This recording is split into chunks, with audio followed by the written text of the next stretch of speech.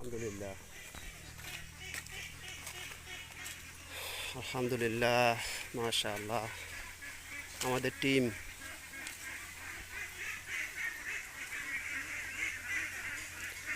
এরা এখন আসলে দেখতে ভালো লাগতেছে। এদের পালক প্রায় 80% 90% পালক হয়ে গেছে।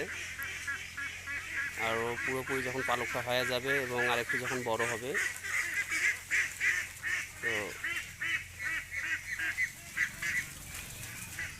মোটামুটি আমরা যেটা বুঝতে পারতেছি যে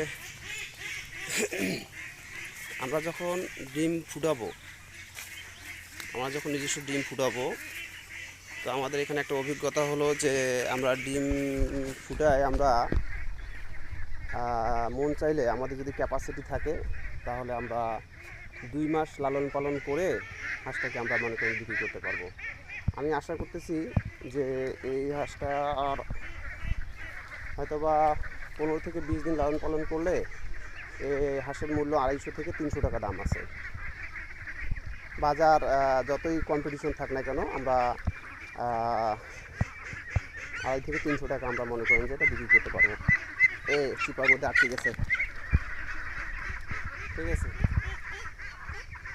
তো এই হলো অবস্থা। যতই কাজ করব ততই শিখবো, এটাই হলো বাস্তব। এবং প্রতিটা মুহূর্তে অভিজ্ঞতা আমাদের অভিজ্ঞতা হচ্ছে। সবাই এরা অপেক্ষায় আছে। আসলে আমরা মানে মানুষ দেখলে এরা একটু চেষ্টা করে যে খাবার দিচ্ছে নাকি, অপেক্ষা করে। তো আসলে এদের এখন খাওয়ার টাইম নয় এটা।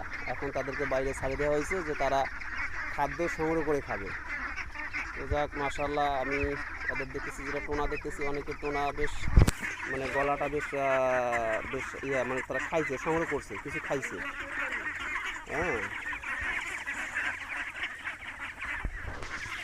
তো এই হলো অবস্থা। আপনারা দোয়া করবেন আমরা যেন আমাদের কাজগুলো সঠিকভাবে পরিচালনা করতে পারি এবং হাঁসের কন্ডিশন দেখেই যেন আমরা বুঝতে পারি যে সামনে এই কাজটা করতে হবে। আইসো পাটের ঘর, আইসো আইসো। হ্যাঁ,